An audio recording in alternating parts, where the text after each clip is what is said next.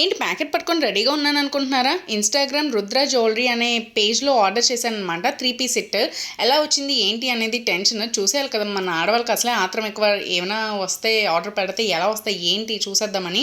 So ఇప్పుడైతే 3 piece set చూసేయండి, చాలా బాగుంది కదా. Mustard yellow 3 piece set, work కూడా చాలా బాగా ఇచ్చినట్టున్నారు. ఇప్పుడు కవర్లో నుంచి బయటికి తీసేద్దాం, అలా ముట్టుకుంటేనే కదా మనకు తెలిసేది.